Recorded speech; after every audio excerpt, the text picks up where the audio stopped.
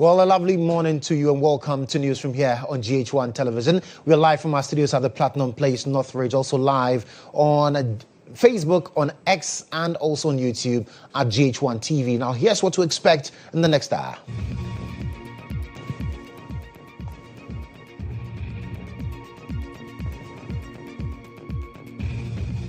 NDC General Secretary warns party lawyers against intervening on behalf of past appointees under investigation or trial.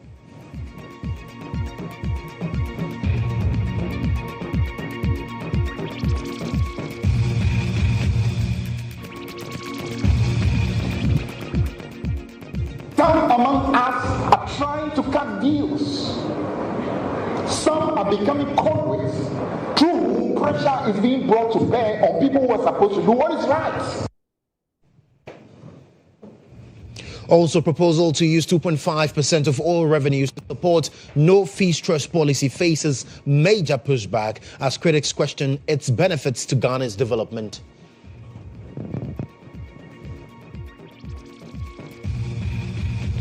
We'll also be live with the consumer advocacy group as NCA reveals MultiChoice Ghana's decision to return to the Minister Stakeholder Committee on price reductions after earlier denials and threat of license revocation.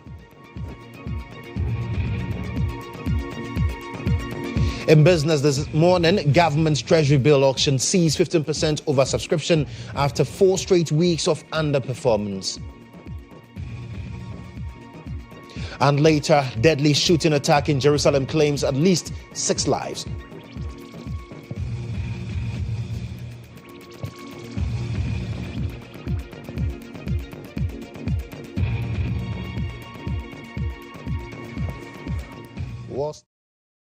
Details of these stories and more shortly.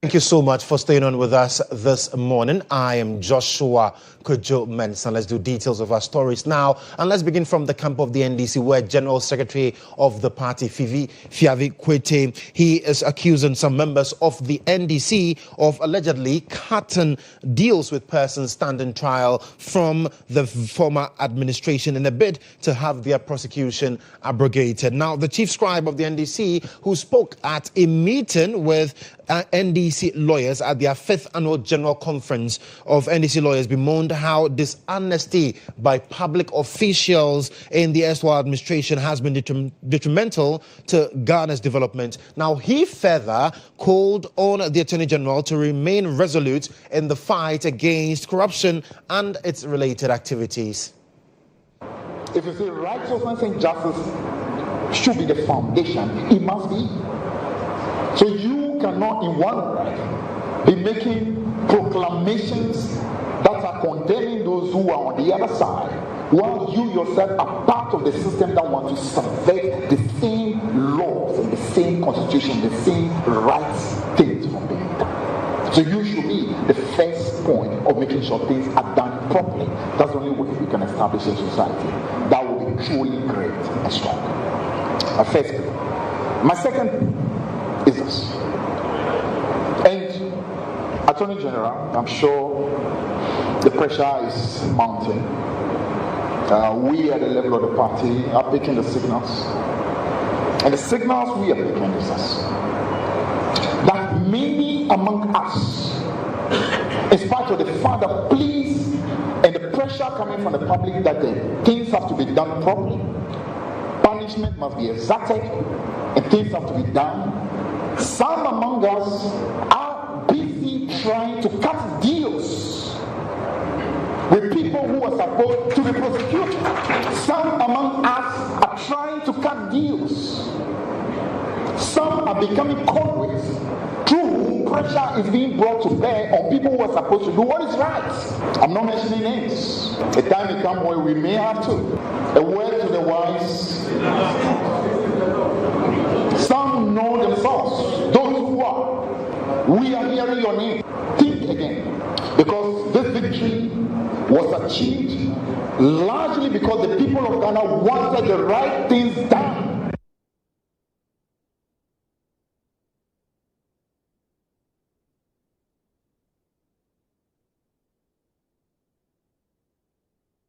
Well, let's have a conversation with co-chair of the Africa Union Advisory Board Against Corruption, Edem Senanu. Edem, thank you so much for joining us this morning. And so what are your initial thoughts on hearing from the chief scribe of the NDC that some lawyers belonging to the party are rather cutting deals with persons who are either being currently tried or are being investigated for corruption and corruption-related activities? Well, first, just to say, you mean co-chair of the Citizens Movement Against Corruption.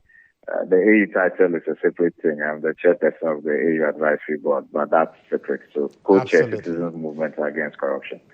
Now, I think it's instructive that the party is picking this information and the General Secretary chooses to speak to it because under certain dispensations, you have a situation where if there's something going wrong in the party which is negative, it will not be brought into the public domain because it will be considered that this is as if we're putting dirty linen in the public. So I find value in the fact that the General Secretary is saying that we notice this is happening. Depending on what level of intelligence it is they are picking, I think that they should go beyond just putting in place, as it were, a potential threat. And name and shame. You know, he did say that it might get to the point where they need to do that. But I think that if they really want to set that deterrent right from now, don't just give an indicator that this is what we might do, but let us know who is involved in trying to cut deals, especially where there are issues that are being investigated and there's probably some clarity that some persons are going to be found culpable. But I take note. I think it is commendable. I wish they could do much more than what he was able to say within this particular context. Right, but Adam, it really brings to the fore conversations surrounding political figures and their involvement in corruption and corruption-related activities, which, of course, the Office of the Special Prosecutor was set up to really clamp down on. But in this instance, do you think that cutting deals and all of these things really, what do they do to the work of the OSP, for instance, that is mandated to look into these issues? Well, the thing is whether the OSP sees with this matters, and I'm aware that the Attorney General has kept quite a number of the oral things. In fact, in my intel suggests that the oral cases have not been submitted or provided to the OSP for them to investigate. In my view, I think that the AGs does not have the capacity by itself to be able to go through all these issues and deal with them finally.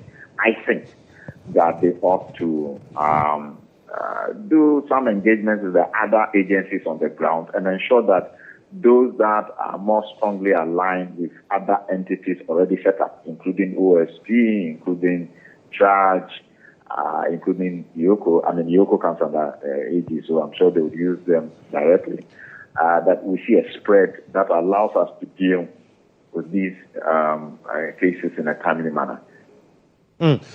Now, we've not necessarily seen politicians from the same side report wrongdoing that or perceived wrongdoing among themselves to any of the state agencies mandated to do so. But in this particular case, you mentioned that the General Secretary should go beyond the threats of what will be done and possibly name and shame. If it has to do with corruption, which the government has promised that it will not tolerate any form of corruption whatsoever, what steps would you require that the party takes in light of this even being in the public domain? Well, it depends on the credibility of the information they have. If they have, iron card information, is the kind of information you should also submit to the security agencies, the intelligence agencies, the anti-corruption agencies. Because if you have evidence which is of a recording, you have a visual, something that can stand up in court, it allows these agencies, not just to deal with hearsay, but then to say, look, we find that you are complicit because you have attempted to influence A or B. And we know that it is because you had an engagement with this other person who has been, identified as a threat, as a person of interest in this particular case. So the step would be that the information available, once credible, should be handed over to the necessary state agencies who are mandated by law to take subsequent actions, follow up, and then draw conclusions. Adam, finally, do you think that our justice system is robust enough to deal with issues of political interference when it comes to especially corruption cases? No, in my view, we need specialized courts, courts designed where the capacity there, the knowledge on the sector, appreciation of how politicians wrap their backs, how do we be willing to spend any amount of money to escape being, being found guilty and incarcerated. I think we need to do a lot more. I was in Kenya earlier in the year where they have 13 specialized courts dealing with anti-corruption. And that tells you that they are very serious about it and they are making gains in retrieving resources, etc. So we need to do a little more work in our space if you want to pick up the issue and to deal with it frontally. I think we need to work some more within what we have with the architecture of the judicial system to make sure we are getting the results we want to see. Vero, Adam, thank you so much for engaging with us this morning. Let's move away from corruption and corruption-related issues and talk about the education sector, because Sector Minister Haruna Idrisu, he is proposing an allocation of 2.5% of oil revenue to sustain the no-fee stress policy introduced by the administration, which is a flagship education policy that is designed to take the burden of education, tertiary education, from parents. Now, following that proposal, many have basically questioned the relevance of the move, but at a stakeholder engagement, Haruna Idrisu mentioned that the GET fund allocation alone cannot sustain the policy. It's my honest view that we must sustain the no-fee stress by all means possible and practicable. But I disagree that we should be at the mercy of budget. When I say budget, at the pleasure of the Minister for Finance. So for instance, if this year we need 580 million, it is only made available when the Minister for Finance pleases or when he's ready. I'm still in discussion with higher authority, and my own notion and thinking is that Ghana should dedicate 2.5% of our oil revenue into supporting human capital. And that 2.5% of oil revenue should be dedicated to scholarships and bursaries. And the bursaries should deal with no fee stress. So that every other year, if we know that out of petroleum revenue, $200 million is dedicated to pay no fee stress, let it be. It is for the public good of our country and for building its human capital.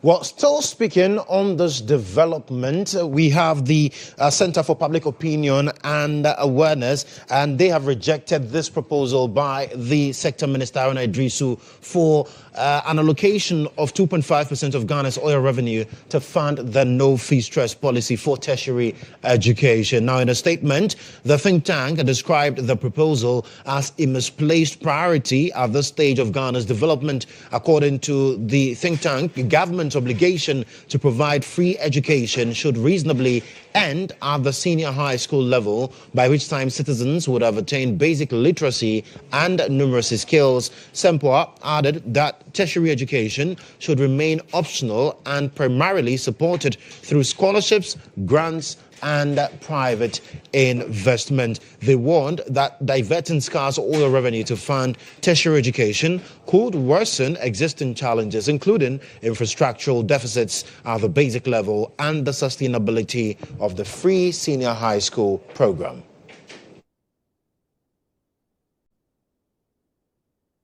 Well, let's speak to Executive Director for the Center, Michael Mensah. He's joined us. Michael, thank you so much for joining us. But why do you think this is a very bad idea that government should not even consider it at all?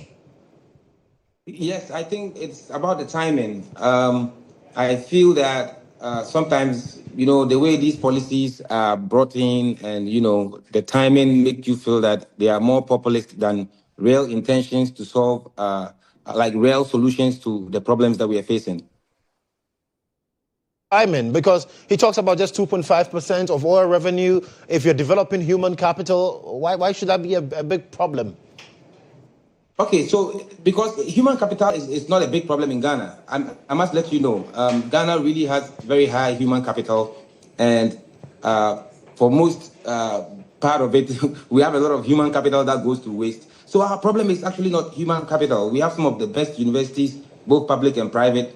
And I was saying earlier on that we don't have any data to prove that majority of university students are unable to pay their fees. So therefore, government must step in. It is rather a very small number. So to be able to churn out solutions to address this small number, I don't think that a wholesale or a whole blank approach to provide free tuition fees for students across board is the way forward. Especially even when you come to tertiary education, we have a lot of graduates who come out of schools and are unable to find jobs. So we believe that that 2.5% could be meaningfully used for other ventures or activities that would be more profitable, or that would be able to be more beneficial to the nation than the tertiary funding tertiary education.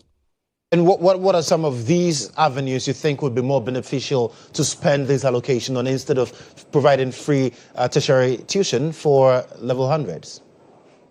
So I think that the government should be much more focused at this time. Especially, remember I told you that our biggest problem is not human capital. We have a lot of human capital a lot of people coming out of school that do not find jobs to do. The government should really find intentional solutions in expanding industries, and then meaningful job creation, and not just sloganeerism. I think in the last 8 years, we heard about one district, one factory. It was much more of a slogan. It was louder as a slogan than a real solution to our industrial problem. So government should really focus on how can they create jobs? How can they make sure that when graduates get out of school, within a space of a year or two, they have something doing? It has happened in this country before, so we can definitely still do it. But that is what we should be thinking about. If this 2.5% should be used for anything at all, we strongly believe that the basic level and free senior, free SHS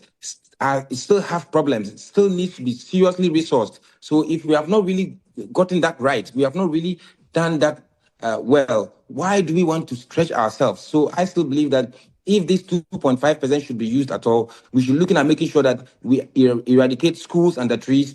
We should look at making sure that the double track system is completely abolished. We should look at making sure that any child can wake up in any community and walk into a classroom block with a roof above their head. That is the priority right now. And then when you come to the other part of it, the uptake part, we are looking at how we can create jobs, expand industries and create jobs so that when graduates get out of school, they don't struggle to get jobs. And once that happens, you see, it will naturally just build up the tertiary institutions to expand and then take more people so that with the assurance that when they come out of the school, they definitely will have some jobs to do.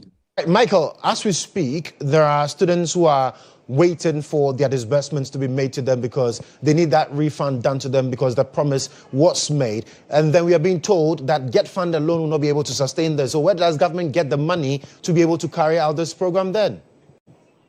You see, the thing is that as a country, we do not evolve, we do not change. For example, let me take you back a little bit. We had this nurses and teacher trainee allowances, which was instituted some long time ago. And these allowances were instituted to achieve a particular purpose, a particular need. At this moment, we do not have that need, but still, for political reasons, we are keeping these allowances, which is draining the government. For example, do you know that the amount of money we spend on teacher and nurses training allowances is 5 times the amount of money we give to student loans in this country?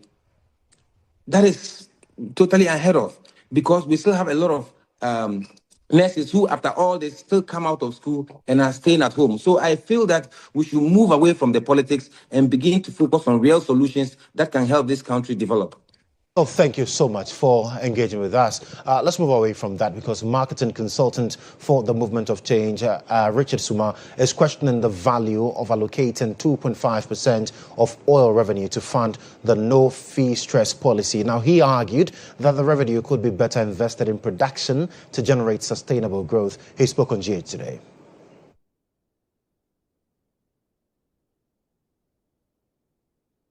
If you are trying to use chunk of your revenue that you generate from oil, we are of the view that you should put it into more productive sectors. Okay. When you invest money into productive sectors, those sectors obviously become your cash cows and rake in more revenue for you to plow into other subsectors of the economy.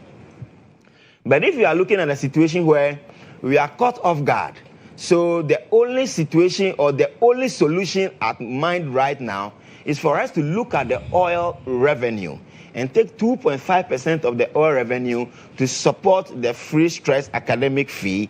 For us, we think it is on a higher side.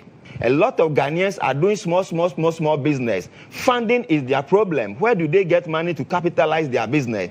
This is where we should be put. If we want to put even 30% of our oil revenue into capitalizing SMEs, I will 100% support it. But if you say you are putting 2.5% of it into educating people you tend to educate them, they turn around. Sometimes after educating the people, they even move from the shores of Ghana, go elsewhere and go and practice somewhere. So the investment you are making in them, is it worth it?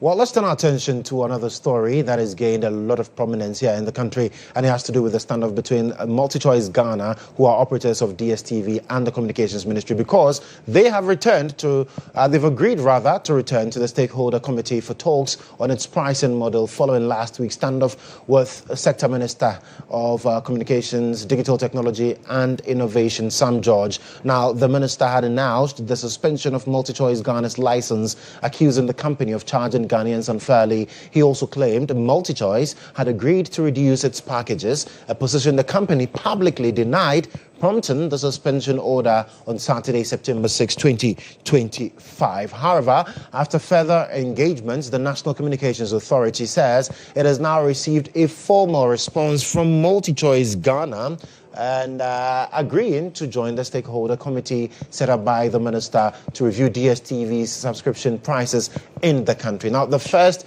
meeting of the committee is scheduled for today, Monday, September 8, 2025.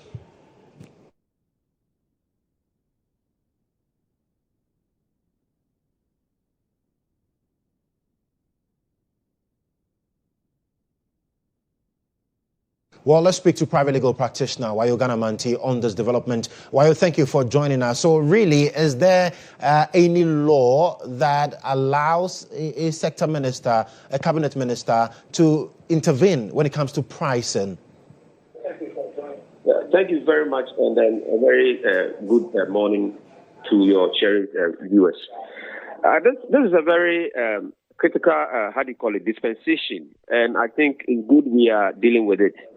If we talk of an express law in respect of pricing, we need to look at it from different angles, because at the end of the day, when we come to pricing of goods and services, it is clear in economics that it is the interplay of demand and supply that determines the price of goods and services. So that is right.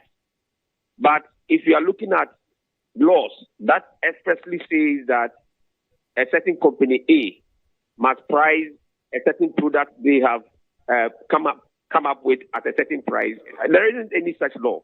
However, the law itself, when it comes to the Electronic Communications Act, Act 775, Section 13 and Section 25 give some bit of grounds. You understand? For instance, if you look at Section 25, the National Communications Authority can step in if there is only one company, or more or less like a monopolistic system out there, or more or less there is anti-competitive pricing by some companies, or more or less if there's something like cross section, pricing.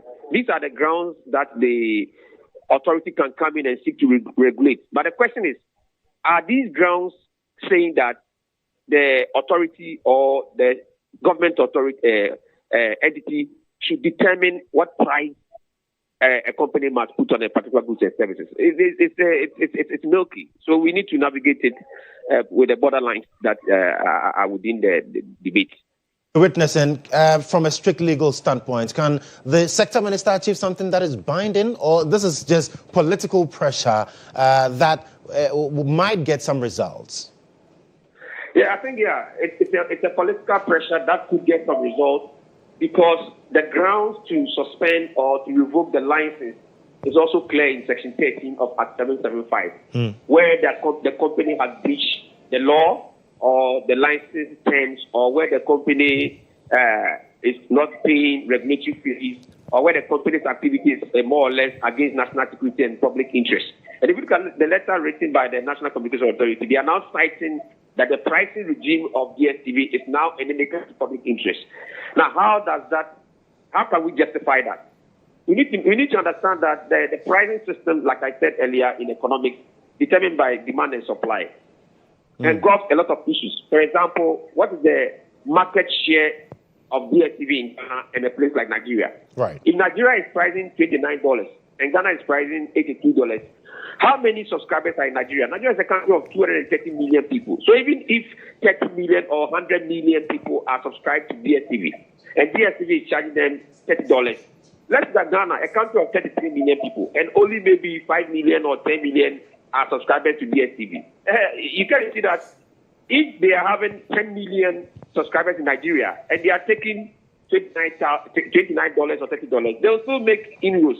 But if you are a country with only 5 million subscribers or 10 million subscribers, you can't tell them to use demand and supply to price it at $30 or $40. So it's a milky area. But at the end of the day, if it's on public interest, we still need to look at the economic dimensions. And with the development, maybe DSTV should understand now that they seem to be the only company who are also enjoying, because DSTV and GoTV are the same.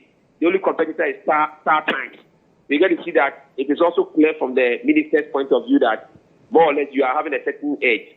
But at the end of the day, that this pressure becomes the yardstick for determining price of goods and services. Right. It's the interplay of demand and supply. Interesting. Well, thank you for that insight legally. But let's talk about now consumers. And we're joined on the phone, or on Zoom rather, by the West Africa Coordinator of CATS International, Opiakusi Adumakon, to help us unpack the standoff between MultiChoice and then the Ministry of Communications. So, Apia, thank you for joining us. So really, where do we draw the line? Because some say that this is interference in the business of a private investor, while others say that, well, we are looking at public interest, safeguarding the interest of Ghanaians who are subscribers to DSTV. Where do you stand? Good afternoon to your viewers. I think that first, we live in a free market. businesses are afraid to make their decisions. So if a market becomes like a monopoly or dominant, and there is no opportunity for competition, which would put prices down, then we realize that there's a market failure. And when there's a market failure, the government must intervene to restore some confidence. Right. And so the minister's action is not wrong. However, I think that we also need to ensure that at the end of the day, it benefits the company and also it benefits the consumer. And so we want to urge the minister to be also mindful of some of the, I think most of the things that is happening can happen in the back end communications. Right. Without necessarily coming to the public and writing on your social media handle. This is a business, and I also want the multi-choice to also try to build faith among Ghanaian users. What the minister is saying that the prices must go down, it's not wrong. We all know that the city has done well lately, and so we should be able to get the prices down. However, multi-choice is not facing any competition in the TV side, in the television market. And so they don't want to reduce their prices. And that is where the minister is coming from. So the minister is justified. Though the fact that you are a private company does not mean that government cannot come in. If government realizes that you are abusing your dominance, then there is no way that there can be competition, that the government has every right to intervene. Okay, so as it stands now, today, that specialized committee begins its work, and we are hoping that we'll get some results from there. But what will be your expectation of the committee chaired by the minister himself? I think that the committee, we want to see that the committee is able to look at the economic conditions, look at the market environment, and also to be able to advise on the way forward. I think we should also manage our expectation with regards to what we want. The minister has been talking about 30%, right. Maybe 30% unbeknown to the company's internal details, the business information. So if, for example, the details, the pricing formula and everything shows that if the pricing formula shows that the 30% is not possible, then we expect something below 30%. In that way, it's still even 15% is better than 0%. Absolutely. But one thing is that this whole thing is happening without any consumer group involved in this discussion. And you are talking about consumers, and we don't know which people are there. This negotiation. So you believe that in the committee, the stakeholder committee could have done well by engaging consumers as well. Absolutely. Apia, thank you so much. That's Apia Kusi Adomako of CATS International, helping us appreciate their perspective when it comes to this standoff between DSTV or MultiChoice Ghana and the Communications Ministry. But some of you have been sharing quite a number of varied thoughts on social media on this development, and Nana Ama Akwa is joining me with your thoughts. Nana, so what are people saying on this rather interesting debate on social media? Well, Joshua, over the weekend we put out a poll. When we go to Instagram, we see that 89% have said yes, they support government's decision to shut down DSTV over the refusal to reduce subscription fees. However, 11% say no. When we move over to X, 77% say yes, 15% say, honestly, I don't care. And then, nah, it feels wrong is 8%. The comments start on Facebook. Nee says, so MultiChoice don't know that if they reduce their prices, many people will purchase their product. Assuming their highest bouquet is 150 Ghana cedis, I can boldly tell you that over 40% of Ghanaians will purchase it. Their manager, he says, needs to be sacked. We also have Harry saying MultiChoice will be twisting Sam George Sir by the time he realizes na NDC left office. We also have James asking what is so special about DSTV that the brouhaha is taking our minds off better things. Allow the free on-air TV to work.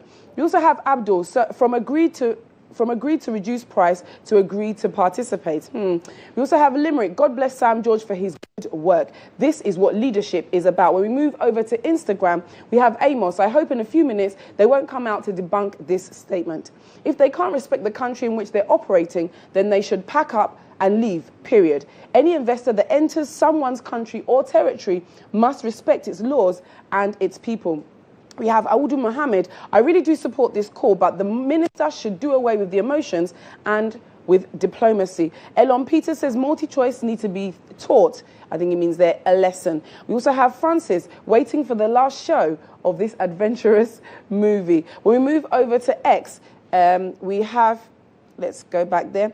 Here, Paxson, DSTV is just wasting everyone's time. Selom says, Dear Sam George, data price, they kill us slowly. Please, kindly do something about it. It's not helping at all. He is taking our conversation somewhere else there. We also have Latif saying Sam George has to be ruthless dealing with these people. They don't care about us. Forget about any so-called advisors. Just accept the Canal Plus deal and cut them off. If they accept you, then put them back and allow a competition between them and Canal Plus. Be ruthless. We have Kweku here as well, still on X. I'm not sure this has been in contention. The issue has been a price reduction, which MultiChoice do not want to do.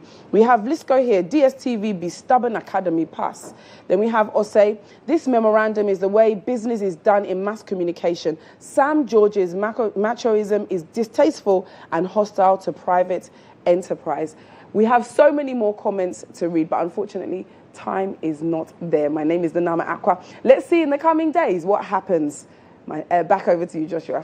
Many thanks, Nanama. It reminds me of the song, I'll do, don't do, I'll do, don't do. Quite interested there. But let's move away from that. Let me take you up north, where 30 victims of the Gbinyiri conflict, including children as young as 4 months old, have arrived in Chebi in the Boakwa South Municipality of the Eastern Region. The displaced persons, many of them visibly traumatized by the violence, are currently being sheltered in an uncompleted building. And 16 women, half of whom are children, escaped through the bush from the Savannah region before being escorted by police to Kumasi and later continuing their journey to Chebi. One of the displaced, Prince Ape, made a journey with his wife and their 4-month-old baby. So like police need number. And I'm a friend one I say, I buy BBC not to you. No see when you know direction say your baby. And on it enough where every fire police station. Tomuna mujina bus, normally bus and my NBC or Kumasi. Their relative, Efo Tabi, helped facilitate their refuge in Chebi. I'm sorry. Maybe do Vienna, ma'am, say, my friend, me say, if you are in the air course, I'm saying, Mammy Patch or W. I say, to cast your hole, the Kumu Kunkrophone and crying and bay for a dear, money namura. A passo, me friend me no be a mignon, me friend me no be a mignon. I did she and I'm a friend, I could see many a tobacco. So I'm say, Prince, more, not sister, you won't run more, na post the father or ma, or more the year back. According to their landlady, their arrival was marked by tears as many of the children appeared visibly traumatized. No, baby for 4 months. No, so I want them to see our water. But Nini Hoon is Anna, many born colanos, mean I am share them out. Yes, and then cola new sooner. We any pa bonini grandpa won't mean to Nasa. Ha, if their appearance a crowd to me who say, mobile, I was here to me yet then a bow. Meanwhile, relief items, including food and clothing, were presented by NADMO with support from the Member of Parliament for Boakwa South, Kingsley Ajiman. The NADMO director warned the victims against engaging in illegal mining. Our catchment areas engaging in illegal mining or ground activities. Our fear is that they are new to this environment. So NADMO, from here, we will do almost our possible best so that we will trace all of them, then we bring them on board. And we will make sure that our zonal directors will be here 24/7 to monitor their movement. We don't want any disaster to happen. The Gbinyiri conflict has displaced thousands. Latest figures shows over 14,000 residents have crossed into Ivory Coast, while at least 70 lives have been lost since the clashes began.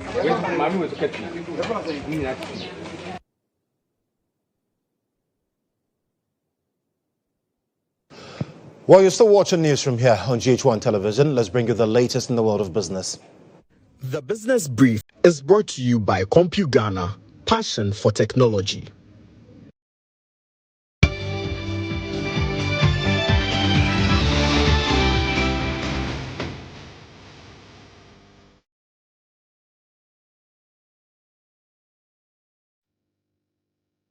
And this afternoon, we begin from Abossey Okai, where we are told that over 200 retail shops in the enclave have been closed down by the leaders of the market because these 200 shops are said to be operated by foreigners trading in Ghana. Calvin Powell has been in Abossey Okai all morning and is joining me via Zoom to give me details on this particular development. So, Calvin, talk to me. 200 shops closed down. What are the details? All right, so this morning, or prior to this morning, announcement has been made by the Abossey Okai Spare Part Dealers Association that they would want to weed out foreign nationals that have taken over the retail space here at Abossey Okai. And this morning at dawn, they went around with a van announcing to them not to attempt opening their shop. So later on, they came by, and those who defied the orders given earlier, their shops have been closed down. In your shop, it's one of the shops that have been closed down, one of the 200 that have been closed down. And I had an engagement with the head of communications in the person of Tashi Ado. And he's been saying that the reason why they are doing this is just to enforce the GIPC law that bars foreign nationals from engaging in retail business and also trading in the petty trade business, as they call it. And according to him, one thing that has been driving this is that when you go to Nigeria port, the port duty over there is 15%. And when they transport their goods here, they pay 3% from Benin into Ghana, making 18%. But when they go to Semaport to clear their goods, they are hit with 55% for tariffs. So it has compelled them to increase their prices, while the Nigerian businesses here have their prices very low. So traffic is always driven to the Nigerian shops because their business has a price cheaper compared to theirs. And he also mentioned that when you go to Nigeria, the banks lend at a rate below 10%, but in Ghana it's between 27 to 30%. So when they go for loan, they must break even and also pay off their loan. So they are compelled to increase their prices. And because of Nigeria businesses have cheaper lending rates, their prices are also down. Even those Nigerian wholesalers, their prices are down compared to Ghanaian wholesalers. So this is the albatross on their neck, driving their business down. And from today, they are closing every shop. They started with 200. At 1 o'clock, the task force will be going around to close down more shops. And they are just saying that they are not targeting anybody. That is what the law says. Retail business is a preserve for Ghanaian citizens. So government to support what they are doing. They are collecting data of the number of Nigerians and other foreign nationals who are into the sector, and they'll give to government. Make sure that government eject them from the space, or they will do it by themselves, Joshua. Right, and so what's the reaction from the foreigners whose shops have since been closed, and what is the way forward? Are these shops going to remain closed? Are we going to have a situation where they would be made to sell the shops to local people here? What's the way forward? All right, for the Nigerians, they shy away from camera. They wouldn't speak to us. From the looks on their faces, they are really hit hard, but they have no other way than just to leave the shop and go away because you are here to do business and the place is closed. So a lot of them have gone home, leaving the shop. And according to the association, they are saying that the shops will never be opened until they sit down with government and the association, the Nigerian association over here, to find an amicable resolution to it. Either they find a different place for them so that the space here will be occupied by Ghanaians, or the shop will remain closed for the rest of its life. Well, Calvin, thank you. And I'm sure that in the later bulletins we'll have further conversations on this one. Calvin Powell reporting from Abossey Okai here in Accra. Away from that, the Treasury demonstrated a notable resurgence last week, as evidenced by the government's latest Treasury bill auction, which achieved its inaugural oversubscription following a 4-week period of under-subscription. Here is more, read by my colleague Calvin Powell.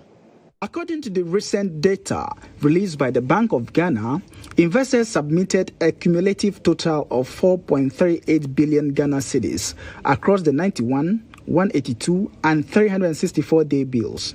Of this amount, the Treasury accepted 4.36 billion Ghana cedis, thereby surpassing its target of 3.78 billion Ghana cedis by a substantial margin of 15.34%. A detailed analysis of the bids reveals that 3.62 billion Ghana cedis out of 3.63 billion was successfully allocated towards the 91-day bill.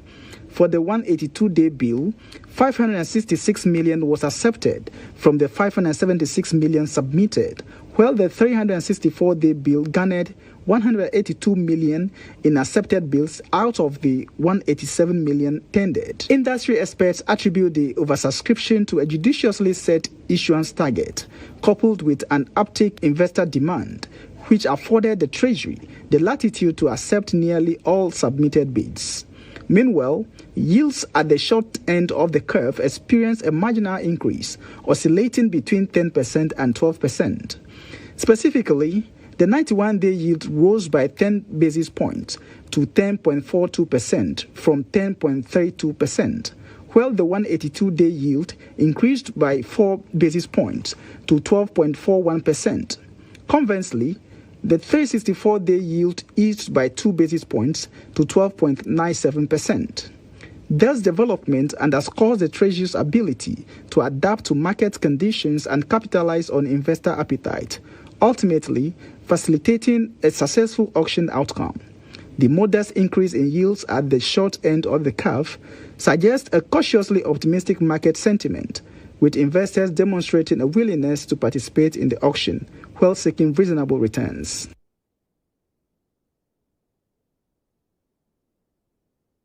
Well, let's have a conversation on the back of this development. Mohamed Aliu is a fiscal and economic policy expert, and he's joined us on Zoom for this. Mohamed, so talk to me. What factors do you think really contributed to this rebound we are seeing?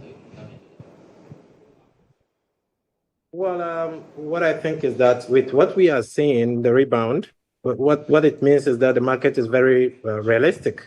And the thing is that T-bills actually give insurance to investors, what I would say the target.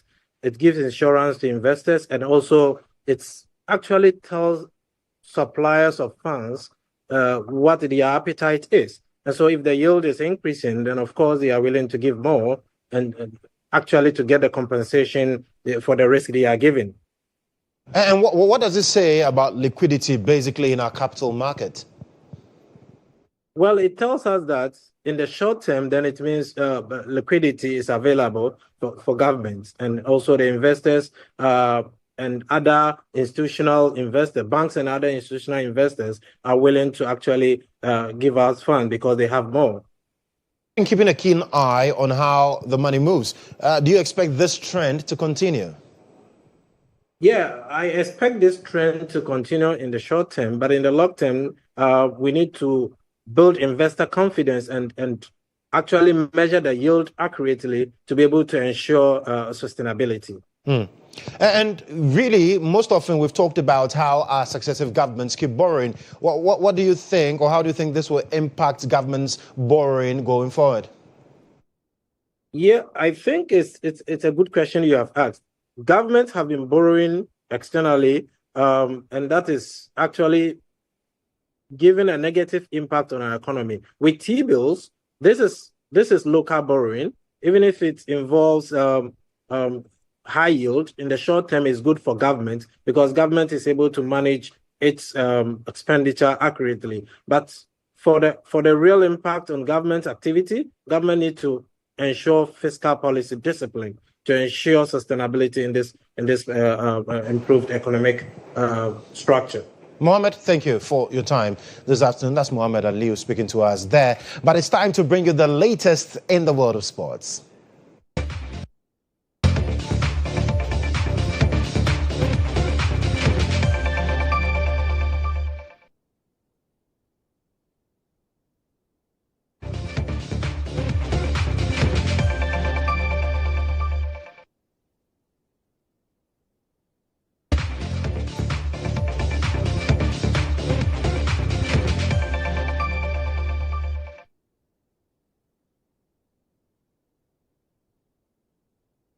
And welcome on to sports. Now, of course, tonight, big day for Ghana, for the Blacks, as we take on Mali tonight at the Accra Sports. And Ghana are back in action tonight in the FIFA World Cup qualifier, crucial one for the Black Stars team, who, of course, got a firm grip on the top of the table as we speak and are eager to put the recent draw against Chad behind them. A strong home performance is a must-win and a must-stay in control for the Stars. That's more in this report, a preview for the big game tonight between Ghana and Mali.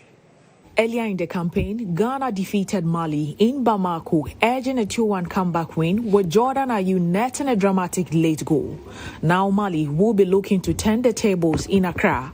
In squad news, Joseph Pencil returns, Alexander Jiku is back in defense, and new call-up Derek Arthur adds depth to the setup.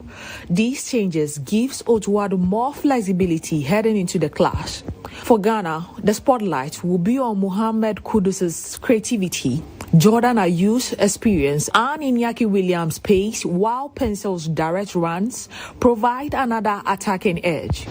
Mali, under Ted, arrived in Ghana on the back of a convincing 3-0 victory over Comoros.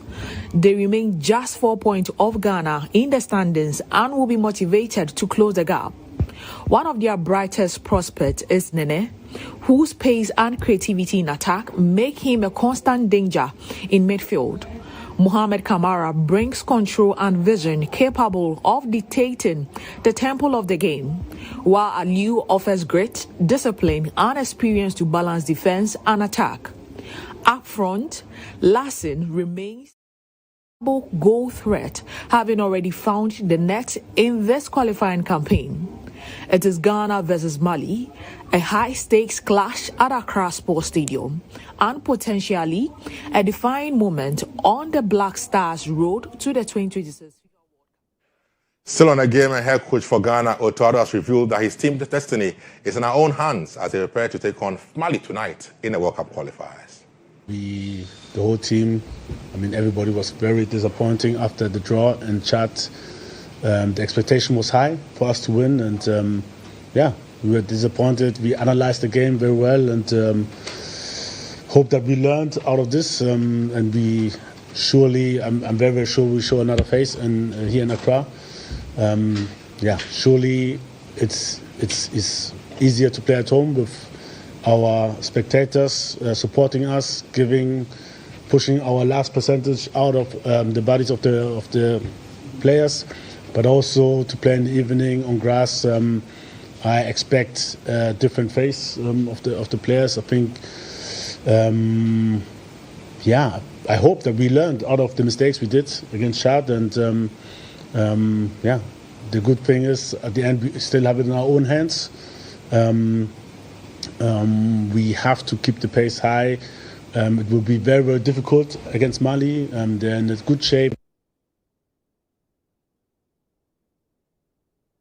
Meanwhile, Mali's head coach Tom Sinfet has issued a strong warning to Ghana ahead of a crucial fixture here at the Accra Sports Stadium.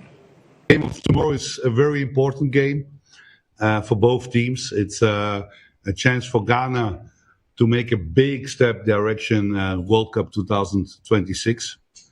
And it's an important game for us to stay alive and not to be dead for the World Cup 2026. When I signed last year in August, I knew the task was difficult. The first 4 games I didn't coach. Mali had only 5 points in 4 matches, a difficult start. So I knew it would be tough to catch up with Ghana. And Ghana was not performing well last year, but the last months they are doing very well. And great results in.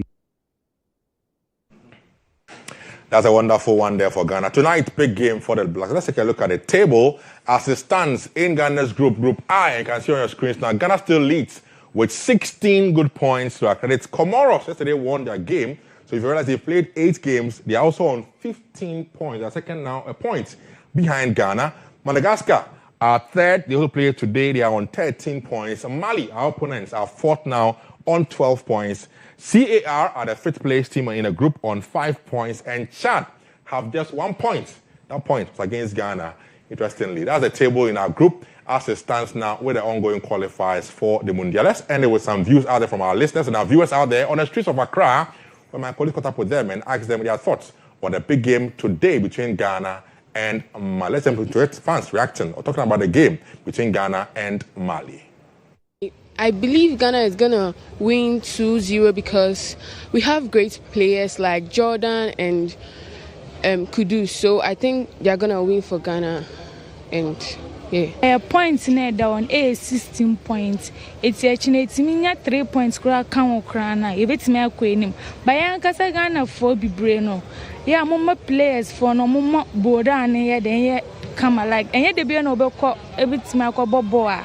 Ubetimi ashego ewode obetimi ashe wode obi ososo ntimi yede enhye nti echine ebompa ese blaster sisi ano ya ebu afu omo kakra no mo se omo anye ni girigiri a yenkọ enim ti ye wogide se ebetimi akọ enim echira match ro nye match a the mere game o hwe omo se the Malians no apikina obi anka nchiro se Mali Eddie, only no more so many domos on Babesha Ghana. And the last World Cup game on Ghana, be boy, they drew 2-2 when Aniakosom 2-0. Antonianamo, on the boat 2-2 in Ghana.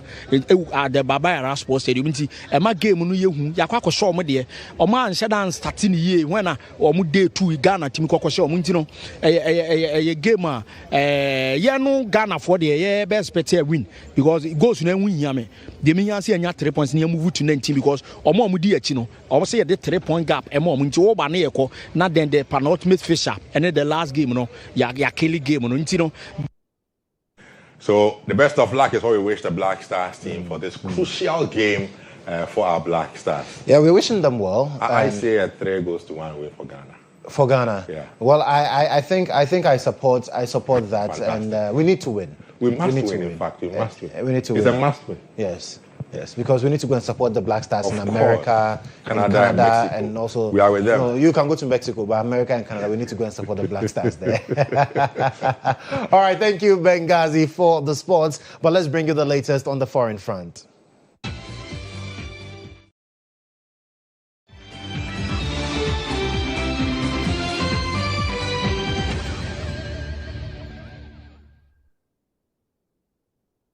Well, Israel's Prime Minister Benjamin Netanyahu has vowed to catch everyone who helped attack us after shooting. Jerusalem kills at least 6 people. Israel police say 2 terrorists were neutralized after opening fire towards a bus stop at Ramot Junction on the city's northern outskirts. Israel's Magen David Adom Ambulance Service identifies the dead as 3 men in their 30s, 1 woman in her 50s, and 1 man in his 50s. At least 7 people are seriously wounded, and 9 others with gunshot wounds have been taken to local hospitals.